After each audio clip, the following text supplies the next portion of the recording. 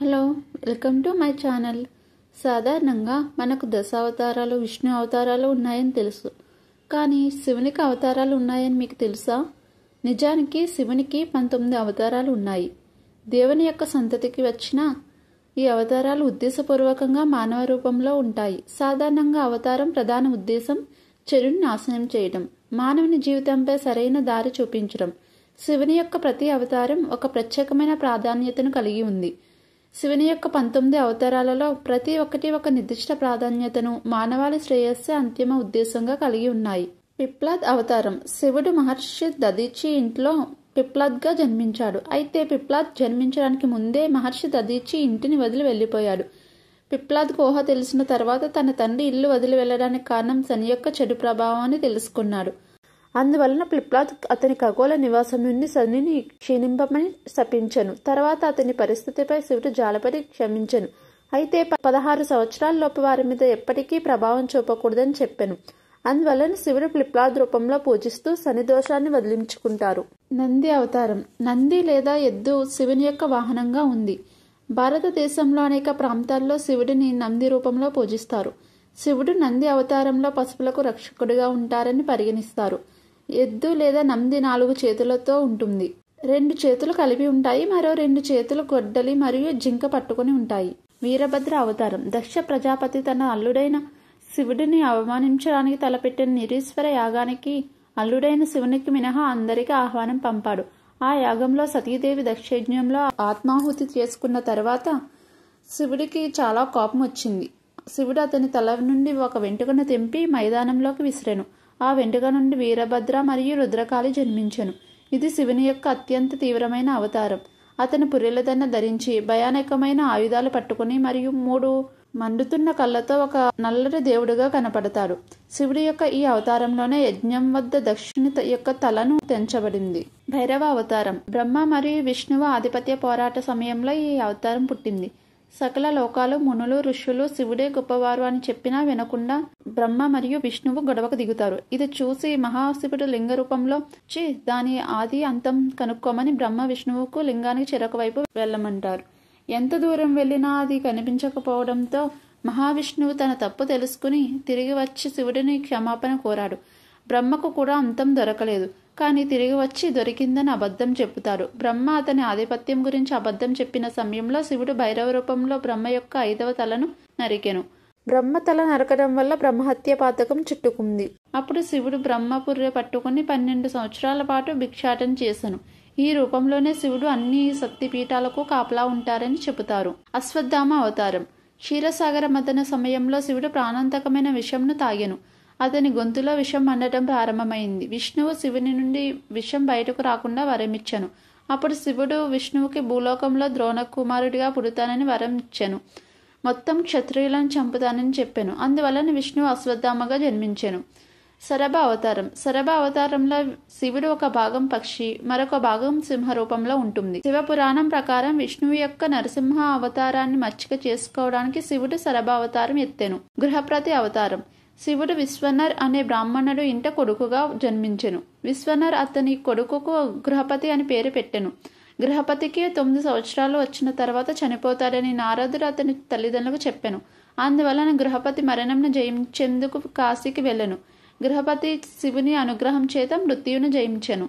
దుర్వాస అవతారం. శివుడు విశ్వంలో క్రమశిక్షణ నిర్వహించడానికి ఈ రూపాన్ని ధరించెను. దుర్వాస గొప్ప యోగి మరియు తక్కువ నిగ్రహం కలవారని ప్రసిద్ధిగాంచారు. హనుమాన్ అవతారం. పూర్వం ఒక అప్సరకన్య తనకు ఉన్న శాపం కారణంగా భూలోకంలో అంజనాదేవిగా జన్మిస్తుంది. సంతానం కలిగించమని శివుడి కోసం ఘోర తపస్సు చేస్తుంది. అలా అంజనాదేవికి కొడుకుగా హనుమంతుడు జన్మిస్తాడు. హనుమంతుడు శివుడి అవతారాలలో ఒకటి. రాముడి రూపంలో ఉన్న విష్ణువుకు సేవ చేయడానికి శివుడు హనుమాన్ రూపంలో అవతరించారు. వృషభ అవతారం. సముద్ర మథనం తర్వాత ఒకసారి విష్ణువు పాతాళలోకం వెళ్ళెను. అక్కడ అతను అందమైన మహిళల పట్ల తీవ్రమైన మోహాన్ని కలిగి ఉండెను. విష్ణువు అక్కడ నివసించిన కాలంలో అనేక మంది కుమారులు జన్మించారు. కానీ అతని కుమారులు అందరూ చాలా క్రూరంగా మరియు వికృతంగా ఉండేవారు. వారు మొత్తం దేవతలను మరియు మానవులను వేధించడం ప్రారంభించారు. అప్పుడు శివుడు ఎద్దు లేదా వృషభ రూపంలో విష్ణుమూర్తి యొక్క కుమారులను చంపెను. అప్పుడు విష్ణువు ఎద్దుతో పోరాడడానికి వచ్చెను. కానీ ఎద్దును పరమేశ్వరుని అవతారం అని గుర్తించిన తర్వాత అతను అతని నివాసానికి తిరిగి వెళ్ళిపోయాను. యతినాథ్ అవతారం. ఒకప్పుడు ఆహుక్ అనే గిరిజనుడు ఉండేవాడు. అతను అతని భార్య శివుని యొక్క భక్తులు. ఒకరోజు శివుడు యతినాథ్ రూపంలో వారికి దర్శనం ఇచ్చను. అయితే వారి గుడిసె 2 పడుకోవడానికి మాత్రమే సరిపోతుంది. అందువలన ఆహుక్ బయట పడుకుని యతినాథుని లోపల పడుకోమని చెప్పాను. దురదృష్టవశాత్తు ఆహుక్ రాత్రి సమయంలో ఒక క్రూర మృగంచే చంపబడ్డాడు. ఉదయం ఆహుక్ చనిపోయినట్లు కనుక్కుని తనను కూడా చనిపోవాలని నిర్ణయించుకొనెను.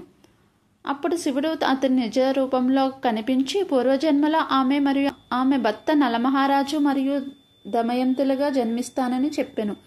ఇప్పుడు వారు శివునిలో ఐక్యం అయిపోయాను. కృష్ణ దర్శన్ అవతారం. శివుడు ఒక వ్యక్తి జీవితంలో యజ్ఞాలు మరియు ఆచారాల యొక్క ప్రాముఖ్యతను పెంపొందించడానికి ఈ అవతారం జరిగెను. భిక్షువర్య అవతారం. శివుని యొక్క ఈ అవతారం మానవులను అన్ని రకాల ప్రమాదాల నుండి కాపాడడానికి జరిగెను. సురేశ్వర్ అవతారం. శివుడు ఒకసారి భక్తుడైన ఉపమన్యుని పరీక్షించడానికి ఇంద్ర రూపంలో వచ్చెను. అందువలన ఈ అవతారంను సురేశ్వర్ అవతారం అని చెప్తారు. కిరీట్ లేదా వేటగాడు అవతారం. అర్జునుడు ధ్యానం చేసుకుంటున్న సమయంలో శివుడు ఒక వేటగాడి రూపంలో వచ్చెను. దుర్యోధనుడు అర్జునుడిని చంపడానికి మూక అనే రాక్షసుని పంపెను. మూక ఒక పంది రూపంలో వచ్చెను. అర్జునుడు తన ధ్యానంలో లీనమై ఉండగా తన ఏకాగ్రతను భంగపరుస్తూ అకస్మాత్తుగా బిగ్గరగా ఒక శబ్దం వచ్చెను. అప్పుడు కళ్ళు తెరిచి మూకను చూసెను. అర్జునుడు మరియు వేటగాడు ఒకేసారి పంది మీద బాణాలు వేసెను.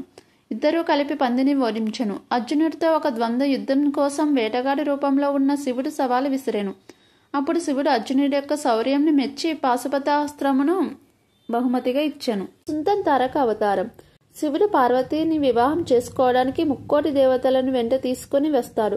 ఒంటి నిండా ఉన్న విభూతి, పులి చర్మం ధరించి ఉన్న శివుడిని చూసి పార్వతీదేవి తల్లి అయిన మీనావతి భయపడుతుంది.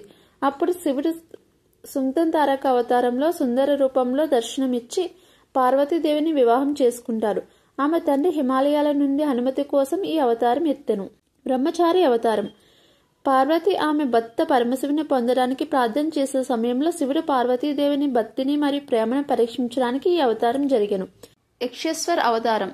సాగర మదనం సమయంలో దేవతలు ఎవరికి వారే తామే గొప్పవారని వాళ్లకు మాత్రమే అమృతం దక్కాలని గర్వంతో ఉన్న సమయంలో వారి గర్వాన్ని అణచివేయడానికి భయంకరమైన యక్ష రూపంలో దర్శిస్తాడు శివుడు. శివుడు దేవతల యొక్క మనసులోకి వచ్చిన తప్పుడు అహంను తొలగించడానికి ఈ అవతారం జరిగెను. అవధూత్ అవతారం. ఇంద్రుని యొక్క అహంకారం తగ్గించడానికి శివుడు ఈ అవతారంను తీసుకున్నాడు. ఈ విధంగా శివుడు 19 అవతారాలలో దర్శనమిచ్చాడని పురాణాలు చెబుతున్నాయి. ఓకే అండి, ఈ వీడియో నచ్చితే లైక్ చేసి షేర్ చేయండి. నా ఛానల్లో వచ్చే వీడియోస్ మిస్ అవ్వకుండా చూడడానికి సబ్స్క్రైబ్ చేసి బెల్ ఐకాన్ క్లిక్ చేయండి.